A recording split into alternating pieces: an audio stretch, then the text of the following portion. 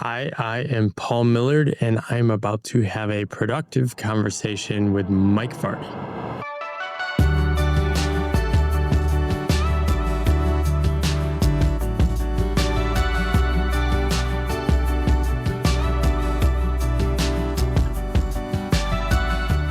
Welcome to A Productive Conversation. I'm Mike Vardy, and it's time for another Flashback Friday episode, this time with Paul Millard, who has a new book that's come out called Good Work, which I'm excited to share with you today. As a preamble, we have a brief conversation, just checking in with Paul and see what he's been up to since this conversation that we're going to air today from February of 2023, and lots has happened.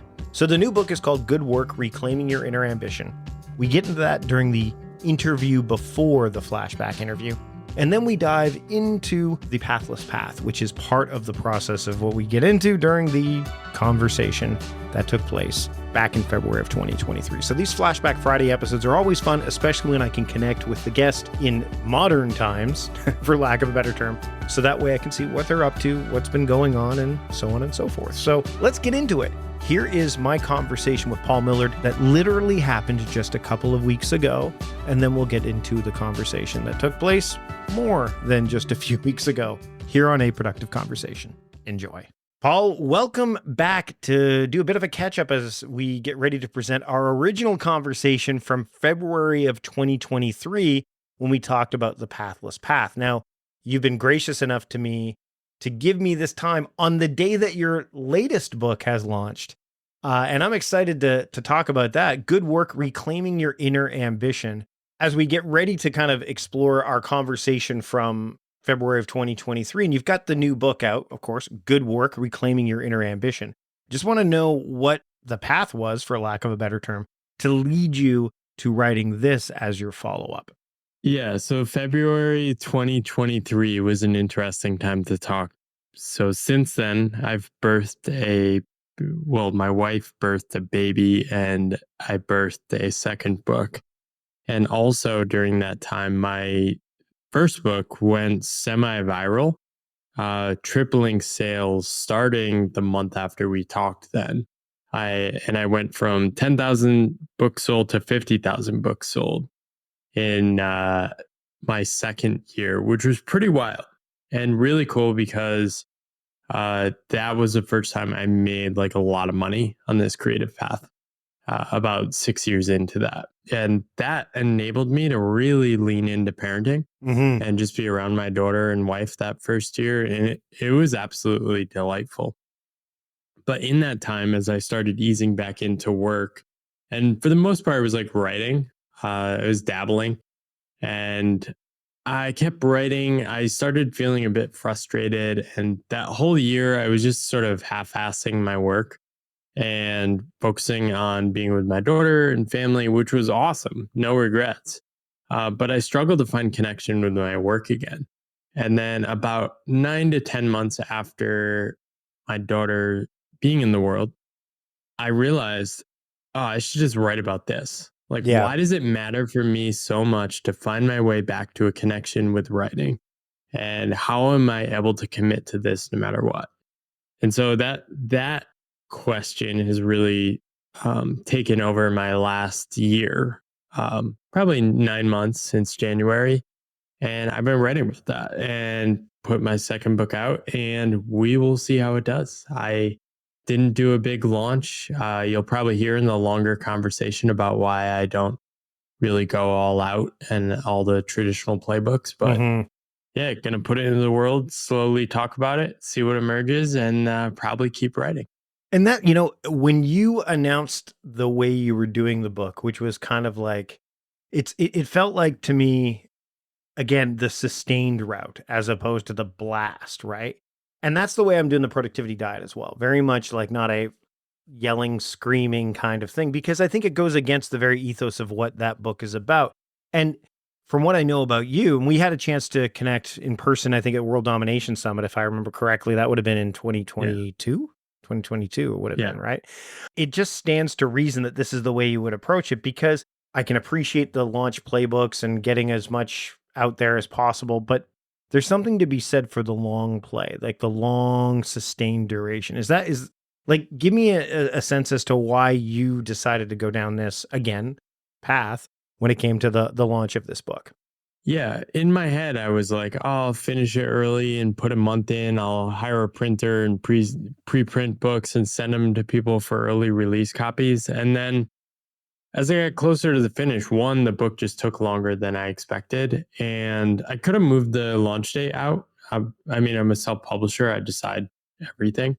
Um, but I was like, I'm just not even like called to like spin up all that marketing energy. That's not what I'm writing about. And I mean, if you read the book, Good Work, one of the chapters is about do what feels right. Mm-hmm. And so I really try to stay connected to that and practice what I preach.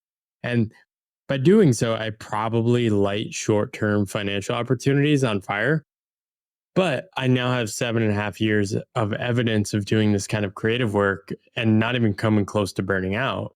That gives me tremendous confidence about the future. I can see a future 10 years from now where I'm still doing similar things and still excited about it. And to me, that's the whole game. And I've also just seen many people with their books, they go super hard on launch and then they never talk about it again. Yeah. I live and breathe these ideas. I love these ideas. I didn't compromise anything in the book. I did it completely on my own terms. I did a bunch of weird and interesting things inside the book. And yeah, I'm going to be excited to talk about this for years. As you were writing the book, what unfolded that might have surprised you during the writing process that went into the book? For me, the biggest challenge was shifting from I'll just write when it feels right and I'll never have a schedule. I'll just wake up and let the writing emerge at its own pace. That was a great strategy when I had time freedom and no tiny humans to take care of. It did not work. So it wasn't until I found a rhythm with my work, which basically came down to three-hour writing blocks each week. Okay.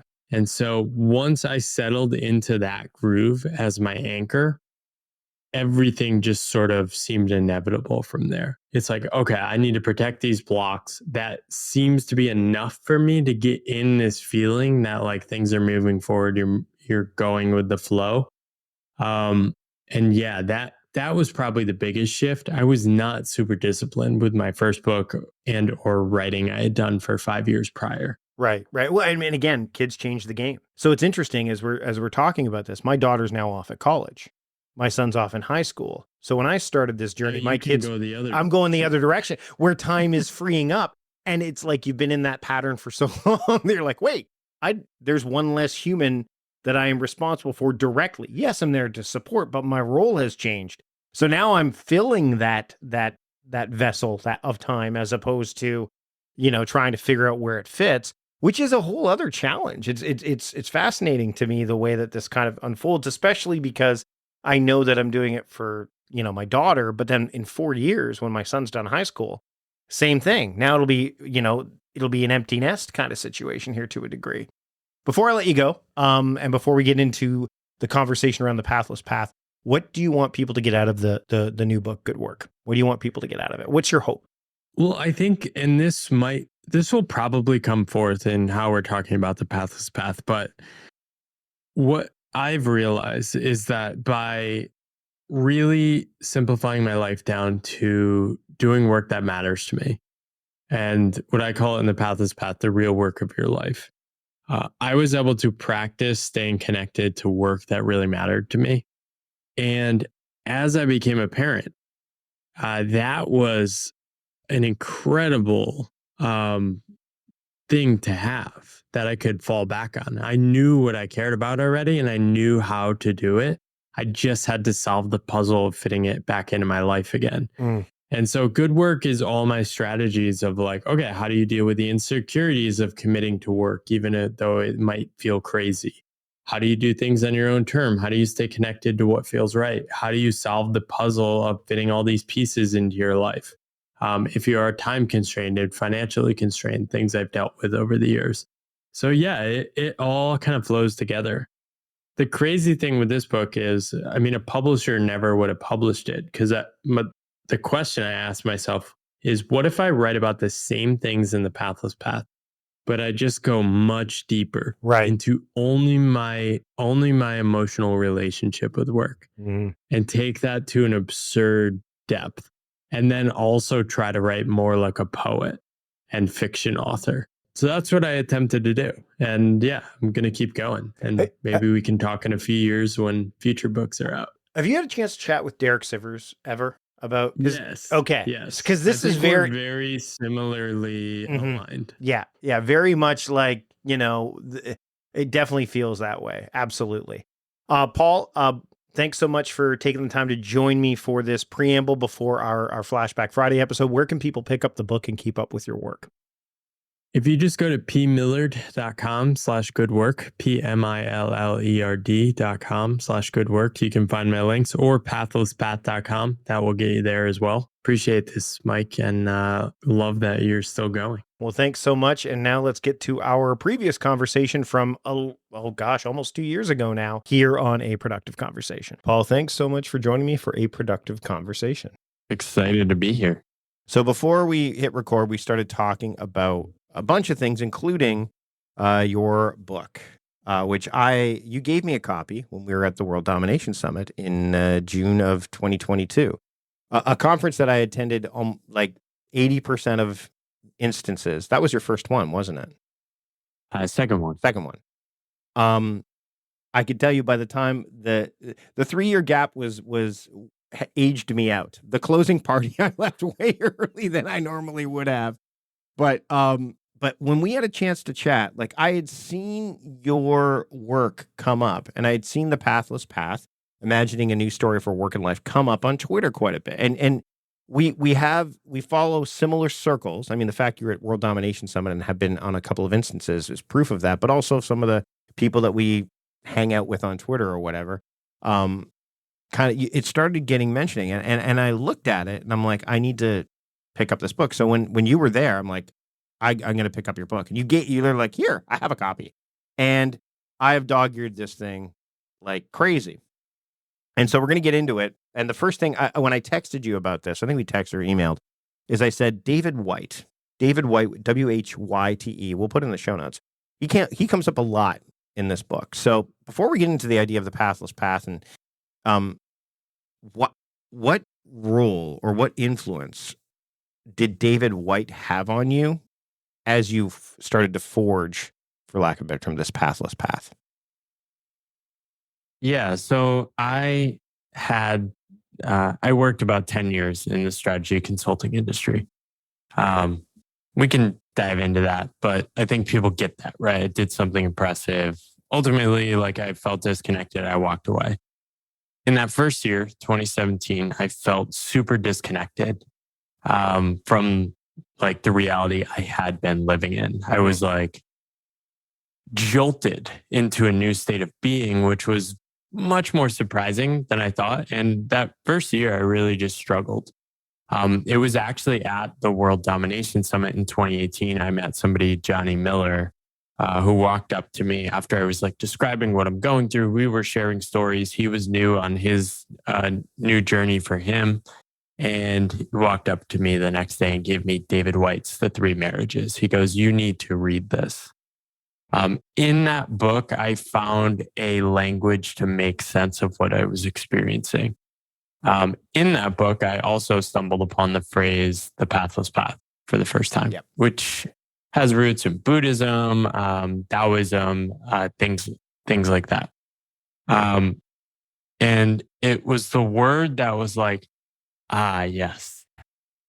I was able to sort of take a deep breath, metaphorically and also physically, and say, okay, I left a path where everyone knew where they were headed and could articulate that and map that out in their brain, to a path where I might never know where I'm headed. And that is okay. And that actually might be a great thing. David Whyte left his path. He worked as a naturalist, then ended up in the nonprofit sector and decided to become a poet in his 30s, which is a crazy thing to do in America. Now, like, and he writes about that journey, and he has access to a language. his Scottish roots, and just like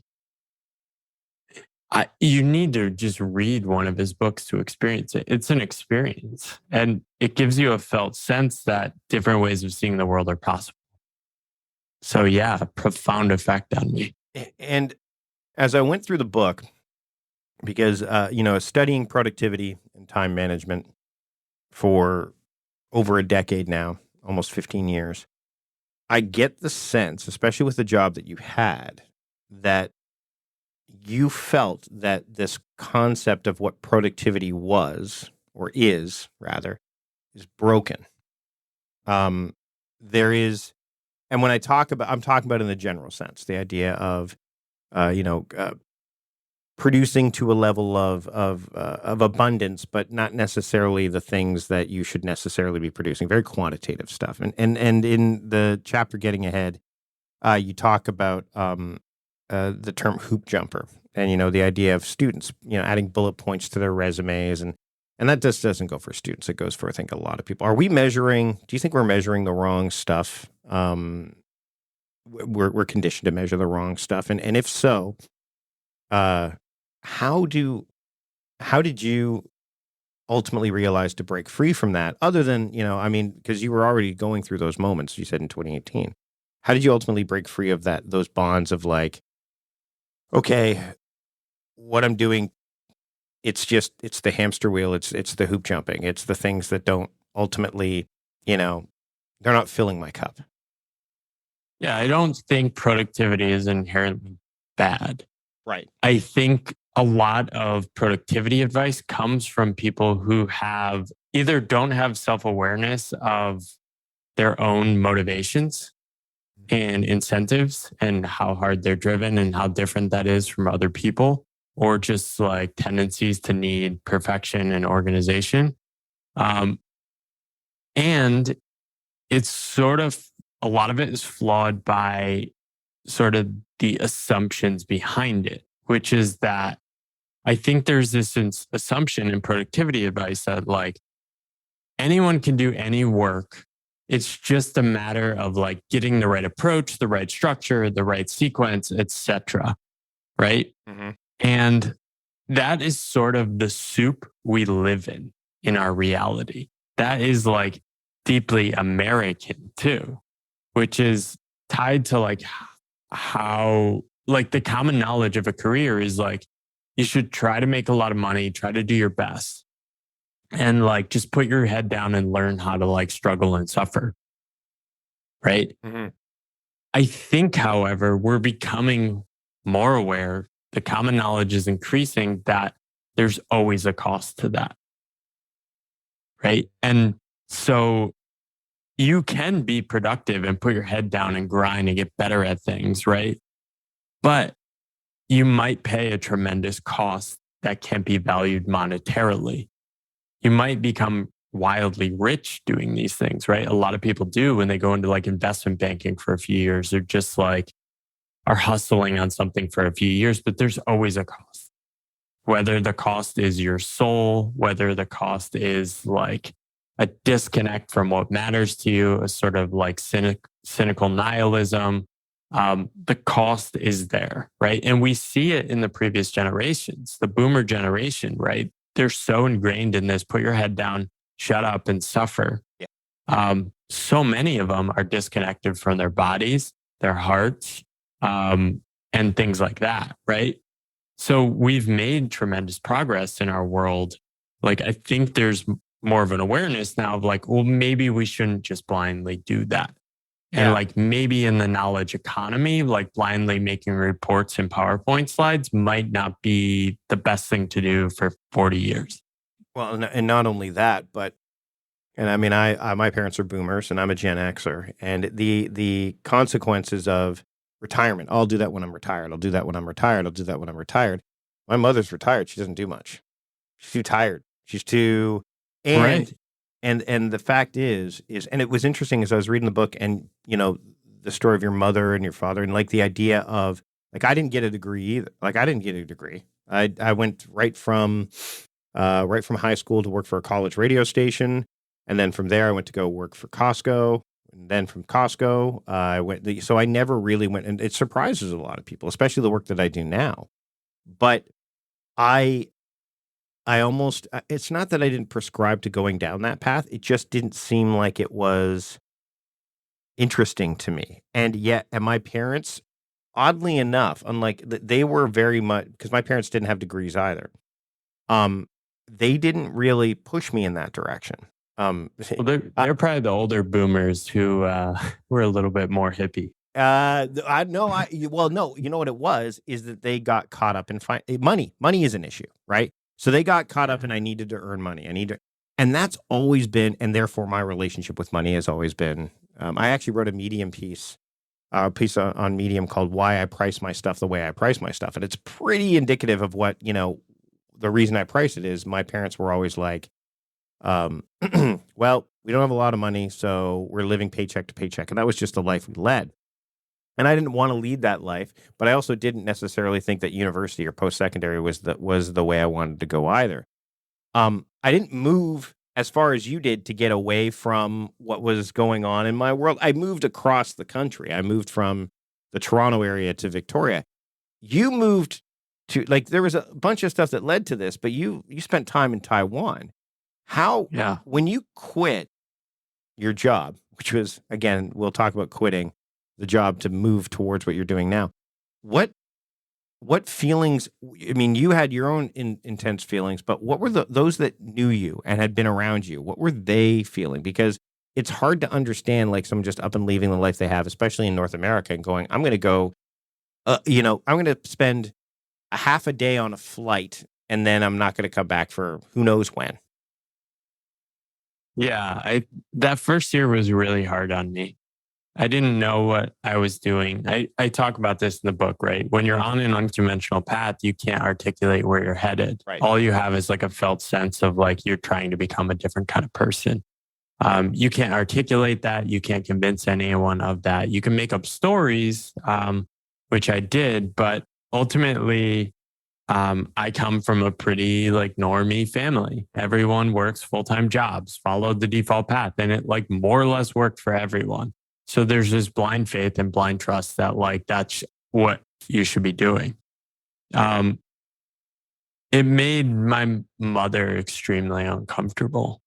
And it still does, I think. I think to her, like working a job with benefits is the correct way to live. Whatever I'm doing is risky and I think sets off some of her insecurities she grew up with, right? But Hmm. um, I think part of me needed to go abroad to get distance from that. Part of me needed to go find myself. Um, and I think there's this phase when you disconnect or start a new chapter of like disappearing. You sort of need to go into yourself. You need to make your world smaller. And that's a lot of what I was doing. And when I made myself smaller and my identity smaller, that's what I mean by that. Hmm. I started just like disconnected with like very simple stuff of like, hey, you're still happy. Like you're not making money, but like you're fine. Yeah. You're okay. It's like a And contentedness, right? It's like a level of contentment. yeah, it was really powerful. Hmm. It made me cry a few times in that first month of just like how beautiful it was. And I think it was just like, hey, I forgot Yeah. what it's all about. There's And this like, haze. There's this haze of like people like I'm content, I'm happy, but sometimes it's just again there's this illusionary element to it, right? Like there's this level of um, and I think that can happen with productivity too. People, like I got, if you because you journal, right? You keep a journal, don't you? Ish. not really. I pretty No. much share everything publicly. Okay, so that's a form of journaling. It's just Yeah, a it's weekly newsletter. I've done over 200 issues, yeah, and probably hundreds of blog posts. yeah. So yeah, it's a sort of public journal. Yeah, and that idea is it kind of there's a cathartic element to it where yeah, and I don't think a lot of people, you know, there again, I wonder if there's a positioning about that kind of thoughtfulness, that kind of being present and reflection. You talk about reflection in the book, You quote a lot of people in the book too. A lot of depth in here. This level of reflection doesn't people. I don't think. I think reflection. I'm stumbling here, but the idea of reflection is something that we don't necessarily value as much as we should. Yeah, I had great jobs that paid good money. They're amazing. They're impressive. People thought I was cool and impressive, and I found it pretty dumb. Like it was like this is so stupid. Um, and when I left, I knew I didn't want to create another job for myself. So I was just very scared creating another job for myself. Two, I didn't know what I was doing. So those things combined, and the vulnerability of being on a path where like you have uncertain income, you don't know what you're doing, you don't know where you're headed, make you very vulnerable. So I had to reflect, right? Right. Reflection is a necessary survival mechanism of being on an unconventional path, which for me, who likes writing as well, is a positive thing. Um, and I think so many people with productivity advice sort of start with the idea that like I need to be like X. They all want the hacks. Everyone wants the formula. And I wrote an essay around this, not in the book, but it's like you don't need a knit. You need a mode. And what I mean by that is you need to find the state of being in which you can show up in a mode and continue to do that. Now that sounds super simple, but basically requires you to be skeptical of monetary opportunities that are too easy and forcing you to do things you don't like and continue to experiment, which is incredibly hard. Everyone has all sorts of excuses why they can't do these things. And it just takes a lot of time and feeling pretty dumb. Is there a myth around the idea of the pathless path and having to be someone of privilege? Like you said, you come from a pretty normal family, right? There's some people that, and it's funny when I think about even productivity. I was reading, I was interviewed Alan Henry, who wrote, he used to be the editor in chief of Lifehacker, and we had a great conversation. I'll link to it in the show notes. I think this episode comes up before it, but either way, we'll eventually link to it in the show notes if that's the case. But nonetheless, we talked about like marginalized, like work rules for the marginalized, and the rules are different for people who don't necessarily like productivity tips don't work for the same people in the same way. If you're, if you're privileged, then you have access to certain things, and then you wouldn't. Do you think that like, because I can almost hear I hear in my own mind, but I could also hear people's going, well, that's fine for Paul because Paul came from a normal family and he had a great job and he was able to do all this stuff and didn't have to worry about money. But me, I have a mortgage to pay. I have all that stuff. So like, let's dismiss. Is that a myth? And if so, let's work our way to kind of maybe dispel it a bit and break through some of those biases. I think it's a nuance, right? I think there's the American response of this, and then the rest of the world, which the rest of the world are just not as soft as American knowledge workers, I would say. Okay. So guess what the background is of the people that say that to me? Oh gosh. People who have never really tried anything outside of what they're expecting. Socioeconomic, work backgrounds, countries. Rich white American males. Pretty much.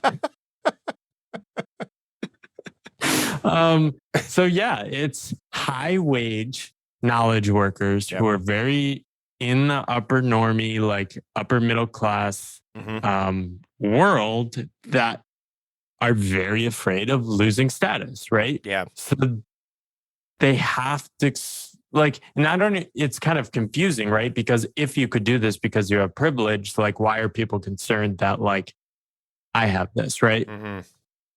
So like I write in the beginning of my book, my parents didn't go to college and their dream was like I could live the default path and like make a really high income in a job. To me, it's crazy that like we're not looking at increased prosperity as increased opportunity and responsibility to carve different paths and do bold things. Right.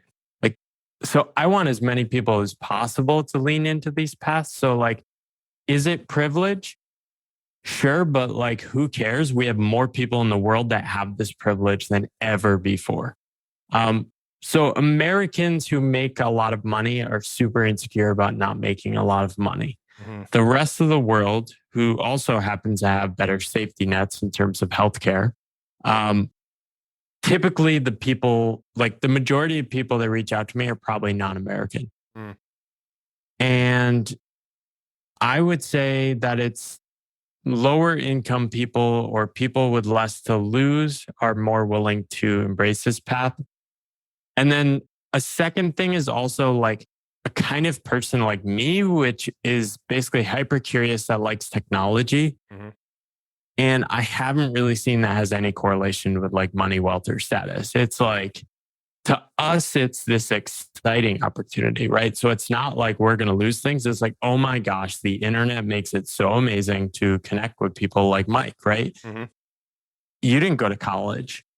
I would never even have asked because I don't care. Right. I'm interested in your ideas, right? So this whole new economy is based on like proof of work, proof of passion, proof of giving a shit, Mhm. Mhm. right? And like people in India get this, people in Malaysia get this, people in Vietnam get this. And like I do some online courses and online learning stuff. These people are the hungriest. They want it the most. They see the opportunity and they are so excited because they don't even have access to these comfy, cozy middle class jobs that Americans have. Right. Like you can do a dumb like marketing analyst job making 80 grand a year in the US. And that's fantastic, right? That is a tremendous innovation that we have more full-time jobs paying for full-time lives in the world.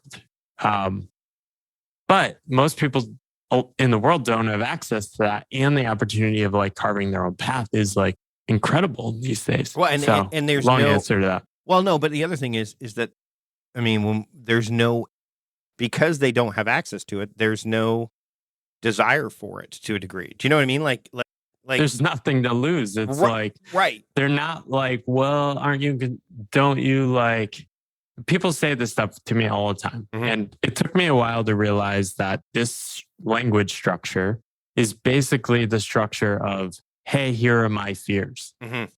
And what they say is, don't you worry about like having a house one day? And usually those people asking are really saying, aren't you worried about not having $1 million home in a really nice neighborhood one day with nice schools around other similar people? Yeah. And it was like, I don't know if I can have that ever again. I've sort of like priced that in to like, I may not have that, but I'm not aiming at that. Sure. Sure. Um you talk about Wu Wei in the book too, which I don't think a lot of people recognize. This is really related to productivity as well. Is the idea of non-doing. And man, when this gets mentioned to people, this is why you don't see it in Life Hacker or any of these life hacking because it's like, wait a minute, what? Not doing it? But that's not what it is. Can you? We've never talked. I don't think we've ever talked about it on any of the podcasts I've done before. I'm very well aware of it, and I love the concept of it, and I would say I follow it to a degree. Um, can you explain Wu Wei and the relationship to what you did and what you're doing? I would imagine still in relation to the pathless path. Yeah. So it's a Chinese word, Wu. It has origins in philosophy, Chinese tradition, Taoism, Buddhism, right? And like Lao Tzu in the Tao Te Ching says, the path that can be named is not the path you're meant to be on, right?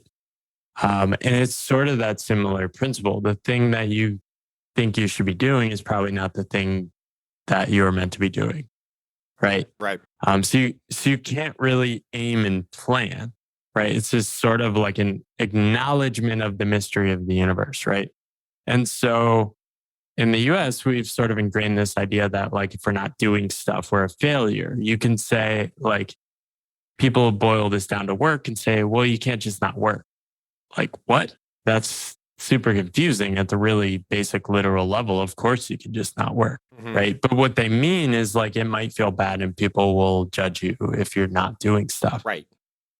Right. And this is why people have a hard time sitting in a room silently. Right. Yep. Meditation's popular, but the majority of people still have never tried it for a single day. And or they try to win it. Or they try to win at meditation, right? They're like, which is not the point. It's actually the exact opposite. If you try to win at meditation, you're not actually meditating. Right. So it's very applicable when you're leaving a job. Like basically you're super insecure and like, what should you do? You just work all the time. This is a failure mode of a lot of people that start to do their own thing is they just work nonstop all the time and they burn themselves out. My path has really been a bet, and I write about this a lot of like, okay, how can I pause as long as possible or wait to commit to things such that the obvious answers appear? And if you are doing enough interesting things and experiments and like trying to reflect, answers will appear. And like, this is something people don't trust, right? And I can tell you don't trust this if you're the kind of person that goes on a vacation and can't just wake up and wander without a plan on a few days. Right. Yep. Right. So you can wander and non-do an entire day and not have a plan, but still do things. Right. It's sort of like you're not. I mean, until I lived in Asia, it was hard for me to experience this because I was running so many scripts and stories in my head in the US. And sitting in Asia, for some reason, non-doing feels more right. I don't know how to explain. No. When I was in the Philippines a few years ago, there was definitely that vibe there as well. You mentioned Steinbeck. You quote him in the book as well. I have actually. I don't think you can see it in here right now, but I have a quote from East of Eden where the line is, "And now that you don't have to be perfect, you can be good," which I love. I love that quote. And you've got the quote that from Steinbeck, which is, "If it is right," you just allude to it. It happens. The main thing is not to hurry. Nothing good gets away, right?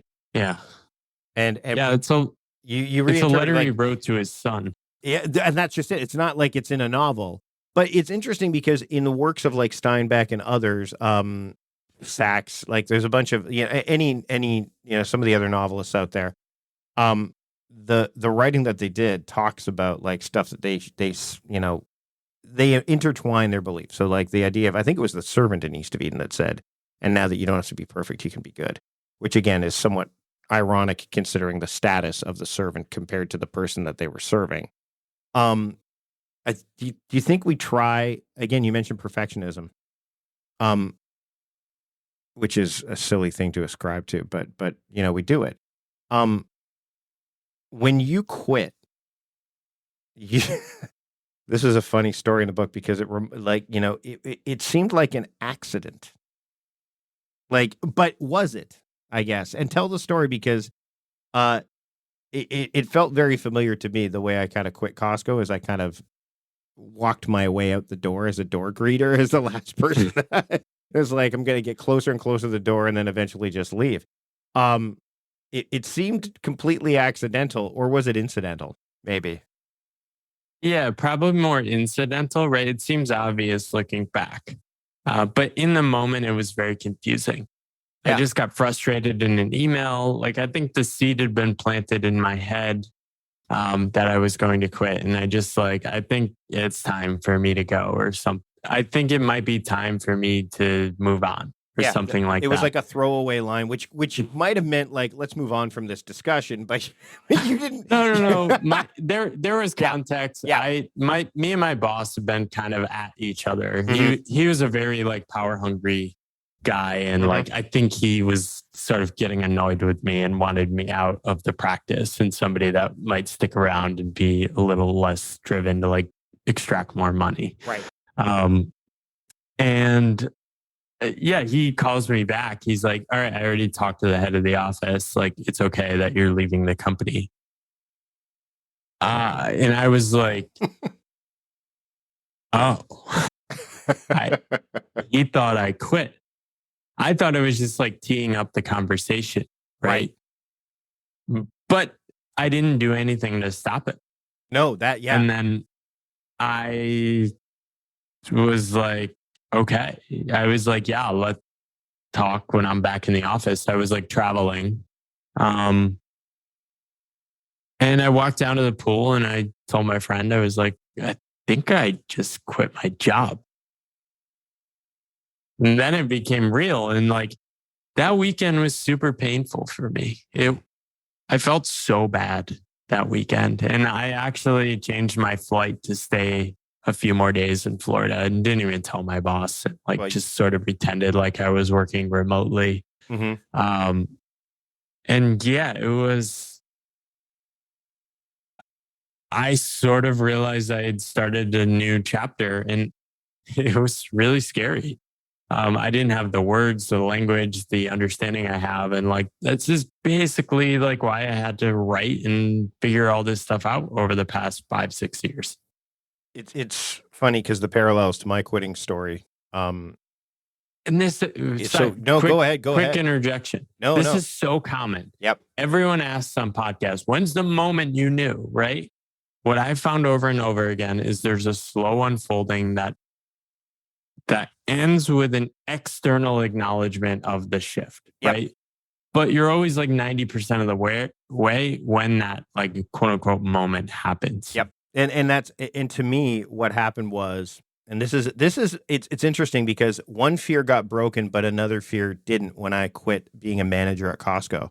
So the writing was on the wall, and eventually I just said, you know what, it's time for me to step down. I didn't outright quit Costco. I just went but it was very strategic because, so I I had I was running two departments.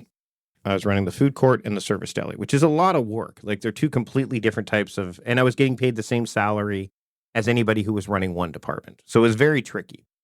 And there was a lot of nuance. One was more merch, one was more service. Like there's a bunch of different things that went on there. I learned a lot about how to manage things by managing those two different areas. And so I trained somebody in the food court and eventually they just gave me the deli. But that's because my work performance was slipping. Now I was like, oh, it's because I'm trying to do too much. Really, my interest was waning at that point. Like I realized like I was sold a bill of goods that I didn't really want. And what happened was eventually we swapped positions. So the person that was in charge of the food court did a really great job. She's still actually there. And she swapped positions with me because the deli was struggling. So they put me back in the food court, which was an easier business to run. And I still wasn't, my cup wasn't being filled. I was miserable. And my wife knew it. Everyone knew it. Like I was not in a good space. The deli was getting busier and she's like, what do you think I should do? I'm like, I think you should post a part-time position. Like you should post a part-time position for the deli because that way you have flexibility. You don't need to pay them for 40 hours. Like I was basically mentoring her in a way because I had done all that. But I know I was basically creating a position for myself because I didn't want to step down from management to a full-time job because they would still have control. They would say, you're working 40 hours. These are the hours you're going to have, et cetera, et cetera. Mm-hmm. Plus, I didn't want to learn anything new. I just wanted to go in and so I could start forging a new direction for myself. So as soon as she put that job posting up and went away, I literally grabbed it off of the board, went into the warehouse manager's office and said, I'm stepping down. And it was like like your email, I gave them the out. Like, they're like, okay, good. Because I was still not doing a great job. And they said, great, we'll put you on the front end. I'm like, nope, this is the job I want. And I had so much seniority. Like there was no way they couldn't give me that job. And if they tried to, I would have been able to fight it. So they gave me the job. So I gave them like a month. I gave them enough time to like, it wasn't like but it was such a strategic stepping down. Now, the story I've never really told before, and I know I'm going on a bit here, was eventually they tried to get me back up into a position of authority. So and when I say authority, they made me a sales auditor. Like, Mike, this job, the hours are great, et cetera, et cetera. And I did it for a while. I'm like, okay, I'm tired of being in the deli. Let me do something interesting. If I'm going to be here, I might as well and I started to be the sales auditor. Well, the 25 hours turned into 30 because you could reconcile things. You had to stay longer. And I was in the office and I was becoming part of the team again. And literally I felt one day I just had that moment of like, whoa, whoa, whoa, whoa, whoa. I felt I was being sucked back in. And so then I stepped down and again, same thing, saw a position for the people that were at the front door and they walk around and they look like they're doing nothing because they mainly are. I wanted that job. And again, they couldn't refuse me. But how did you ever, the reason I tell this, and I know we're getting close to time, in fact, we're a little bit over, is did you ever almost get sucked back in to the path? No, No. no, it was over the day I walked away. Okay. Well, I call this like the last stand, and it's something I've been playing with since writing the book, and I found it in more people is like I was crafting a multi-year career plan with me for promotion and to become like a senior consultant and make more money and lead client accounts. And that was like 3 to 6 months before the email I sent. Wow. So I called this the last stand, and like I found it. I actually had a friend recently that just quit his job, and he was talking about like how he asked for like triple to stay and like this year-long retention bonus. And as soon as he sent it and asked for it, he knew he was done. It's interesting because there's a lot of people that talk about that. Like if you don't want to do something, ask for a ridiculous amount of money and see if they give it. If they give it, then you'll do it. I'm like, but to me, it's almost like often often they don't actually want to do it. Yeah. It's fascinating to me, but yet the allure, like you said earlier, of money, of like, well, and you're selling yourself, oddly enough, short. If you do something like that, I would imagine, right? I mean, I've not tried that strategy personally. I've contemplated it though. I think a lot of people have. Yeah, I think make it worth my while, right?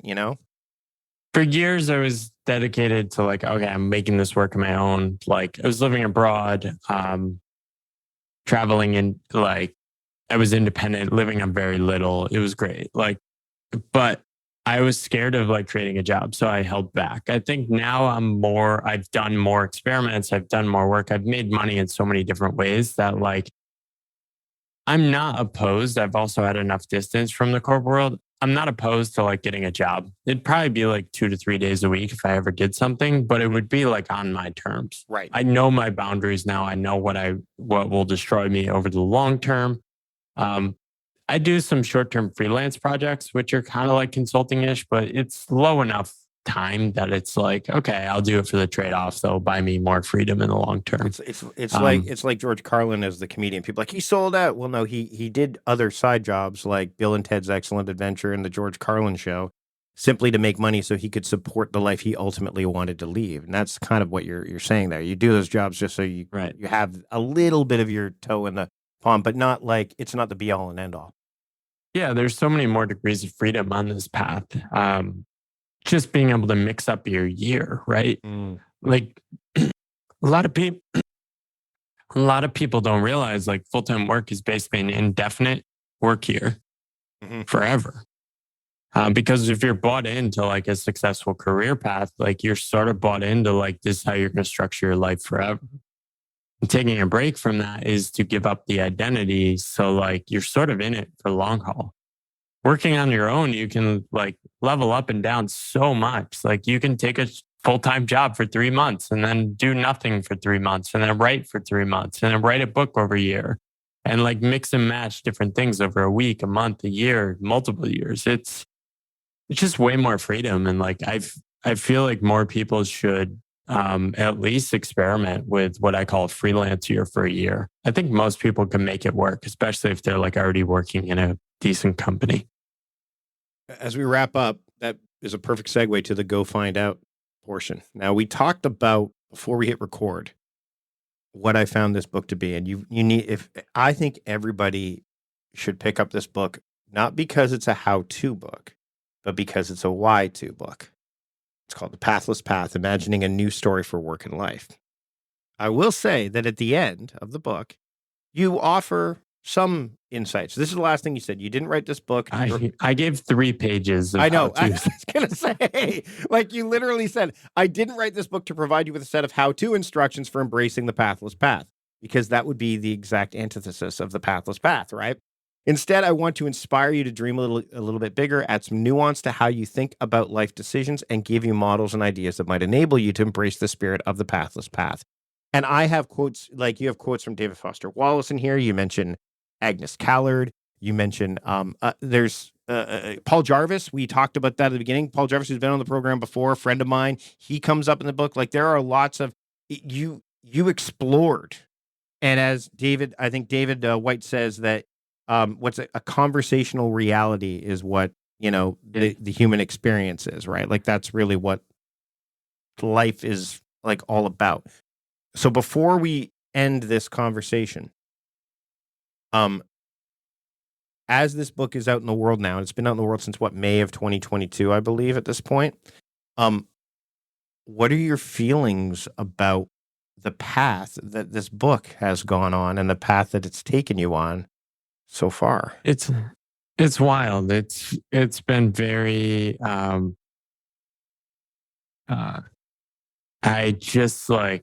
I feel so flattered that people continue to buy this book. It's done far better than I imagined. It's sold like 5,000 or 6,000 books now, which for a self-employed author is pretty epic. Like I've made profit after like cost maybe like 25 grand. Yeah, it's self-published too, right? It's completely self-published.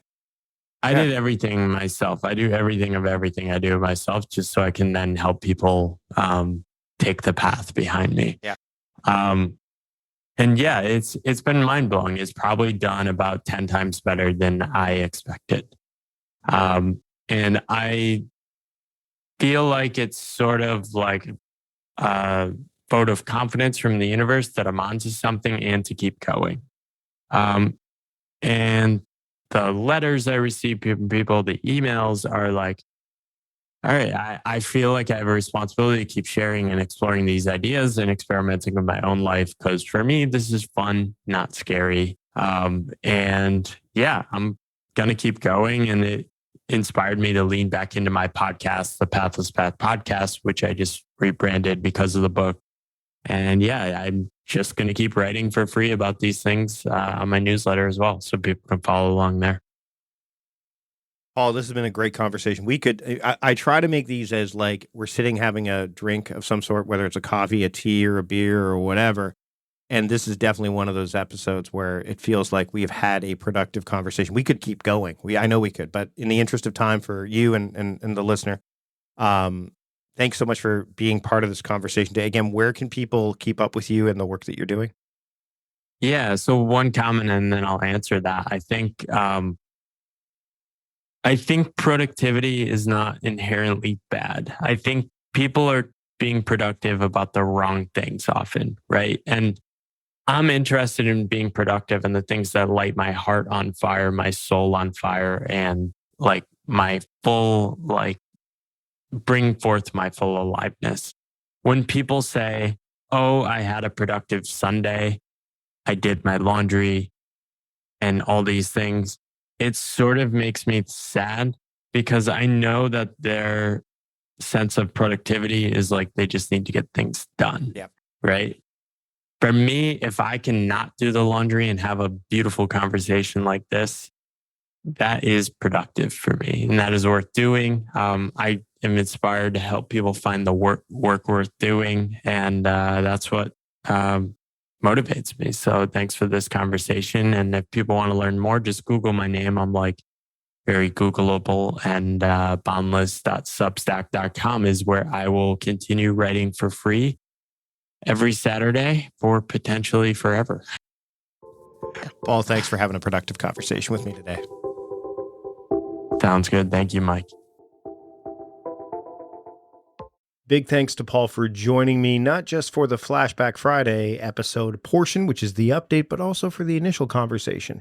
Again, you can check out all of his books and everything that we discussed at the website that I live at, which is mikevardy.com/podcast556. Again, I encourage you to pick up his book, Good Work, and of course, The Pathless Path. If you want to support the show, not just Paul and his books, but the show, subscribe to the show. That way you don't miss a single episode of what's to come. You can do that wherever you get your podcasts, Apple Podcasts, Spotify, even YouTube. You can catch the show there each and every week. We have multiple episodes per week, Flashback Friday episodes, the monthly series known as PM Talks with my good friend Patrick Rome. That's Patrick and Mike, PM, talking about things that are related to productiveness and managing your relationship with time. And of course, you won't miss a single episode of what's to come as a subscriber too. So subscribe to the show. Another way to support the show is to check out the sponsors that you heard during our conversation today. Go to mikevardy.com/podcast sponsors to check those sponsors out that resonated with you. Click on those links, and that way they know that we sent you. That's it for this episode of A Productive Conversation. Thanks for joining me. Until next time, I'm the host of A Productive Conversation, Mike Vardy, reminding you to stop doing productive and start being productive. See you later.